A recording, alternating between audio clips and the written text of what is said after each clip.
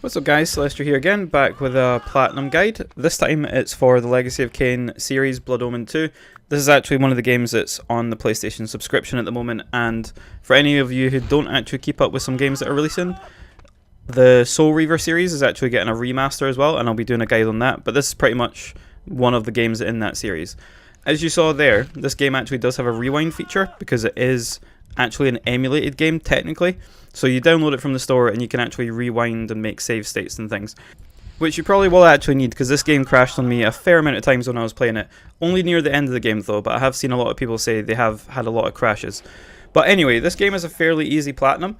It only has 21 trophies, that's including the platinum as well, and they're pretty easy. You get a bunch of them for doing just the story, and then a few for missable things like defeating a rat, increasing Kain's lower gauge, which is that purple gauge that you see here.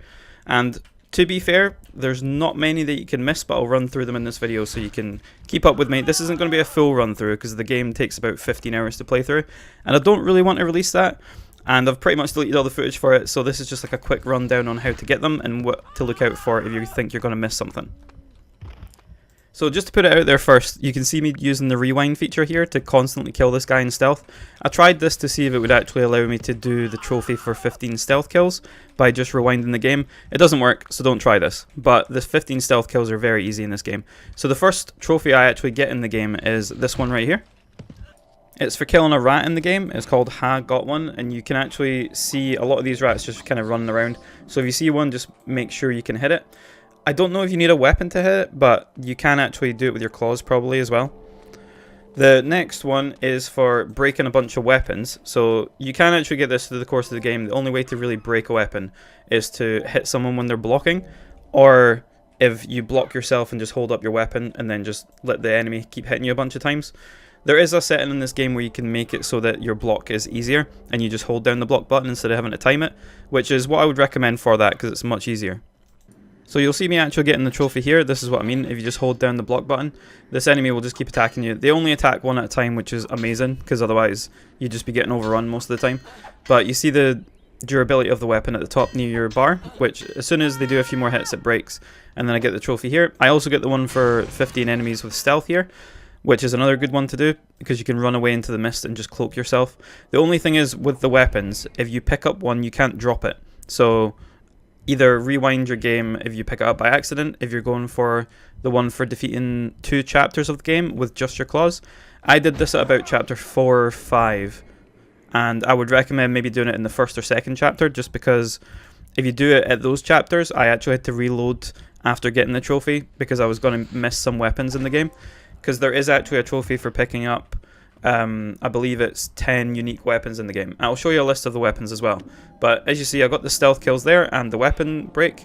So the next one will be for opening the lower boxes, which are these things right here. There's way more than 30 in the game, and you actually need to upgrade Kain's lower bar 9 times as well. Trust me, you're not going to miss this trophy for opening the lower boxes or for actually getting Kain's one above 9. Because there's so many of these boxes in the game, and if you're doing a tiny bit of exploring, just looking around, you'll see them. So there's red ones and blue ones. The blue ones give you way more bar, as you can see here. The purple bar goes up a lot when you use this. But there's so many in the game, trust me, you're not going to miss it. As long as you're doing a tiny bit of exploring, you'll end up getting 30 boxes, as well as upgrading Kain's lower bar 9 times, which is very easy. You'll see where I get it in the game. So if you haven't got it by this point, don't worry, because you will actually still get it later on. Obviously, you will be doing this throughout the game anyway, because the health with Kain goes down, so Kain's blood gauge will deplete just naturally over time, so you will be drinking a lot of blood from the bodies. But there is a trophy for getting 200 bodies blood sucked, which I get here. So this is quite far into the game. I'd say this is maybe halfway through or a little bit more when you're trying to find the priest in the church. But if you haven't got it by this point, there's way more bodies later on. So as long as you're drinking to keep up with your health and also fill your lower gauge, which drinking also does. Funny thing is, later on in the game, the enemies give you crazy amounts of lower gauge. So if you haven't got your 9 levels and you haven't got your 200 bodies by then, trust me, you're going to get it, because there's so many enemies in this game. But pretty much just kill whoever's there and you'll get the 200 bodies as well. So this is the part I was talking about here. This is the church level. I done this level and the level before with just using my claws, because I totally forgot about this trophy and I was trying to do them all in one run. So when I get to the end of this chapter, I actually just reload to just before this and just run through it again, picking up the weapon that I would have missed. Because there's enemies in this chapter that pretty much only spawn in this one chapter or just before it, and if you don't pick up their weapon, you're not going to get the trophy for picking up the 10 weapons. So we reload, go back to the start of the chapter, and then I make sure to get the weapons that I missed. So there's 10 weapons in the game. I'll run through which ones there is, just so you know you're not going to miss them. Here's a list of all the weapons here that I've compiled in order, sort of. So you've got basically the mallet that the bandits use at the start, then you've got the dagger that the assassins use, the swords that the knights use, the scepter that you actually see me go back and get because I need to go back to that chapter because I did it with just claws. 5 is the big hatchet that the big soldiers use. 6 is from the special soldiers. It's like a rune blade. You can find this later on as well. A lot of these weapons you can find later on, but some are locked to like earlier chapters, like the spiked mallet and the scepter and things. The 7 is the scimitar. You get that in a later chapter when you blow up a factory. It's like the first enemies that spawn there. 8 you can get in the same factory, but you can also get it later on. 9 is quite far into the game, and it's basically in the prison, the eternal prison. And then the last one is basically like a pirate cutlass, and you get this on the last area, which I'll show you where I actually unlock this trophy as well. But before I do that, you can see me go back here and get the scepter from these guys, because if I had went past the church chapter with just using my claws, I would have missed this, so I had to go back and play through the boss fight again, but it's fine because pretty much this whole game is fairly easy. All you need to do is block and nothing can really damage you, even the bosses, unless they do like a red attack, but they're really easy to dodge and you can see them coming from a mile away. This knight right here you'll recognise as you're playing through the game. He's outside of the objective when you're trying to rescue the female vampire, Uma I think her name is. So that's where you pick up the big rune blade weapon. And this is also where I get the lore one for increasing the purple bar 9 times. Which, like I said, you're going to get this throughout the entire game as long as you're exploring a little bit, picking up the lore boxes. There's loads of them, you're going to get it. Do not worry about this trophy. Just leaving this little cutscene bit in here so you guys can see where I am. This is obviously later on in the game once you get this armor. It's kind of scripted that you will get this armor, you can't miss it. And then you come along here to this cutscene. This is where I pick up the last weapon, which is basically the pirate cutlass. So if you haven't got the one for picking up 10 unique weapons by this point, you know you've probably missed something, but you might still be able to pick it up later because some other weapons are around these areas. The only ones that are pretty much impossible to get apart from at the start or near the start is the scepter and the bandit mace thing that they use. So I kill this guy, drain his blood, and then pick up his little cutlass that he's got, and that'll give me the trophy for picking up 10 unique weapons. The soul reaver might also count, but I wouldn't really risk it because you need to pick up that at the end of the game, and it might still count because it is a unique weapon, but I wouldn't risk it.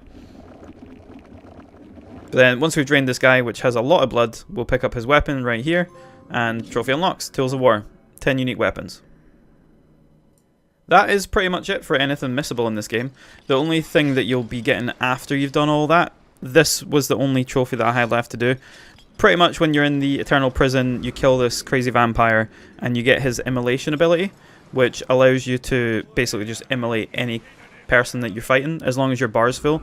This will be the last skill that you actually use, and this is the one for using all the dark gifts, so all the ring around. So you'll have your mist, you'll have your fury, you have immolation, a bunch of other things, but pretty much you kill this guy, you get the last power, and then after this the last few trophies are pretty much just complete chapter 9, 10 and 11, and then you'll have all the trophies. But like I said, do make use of this load and save feature because it's like an emulated game.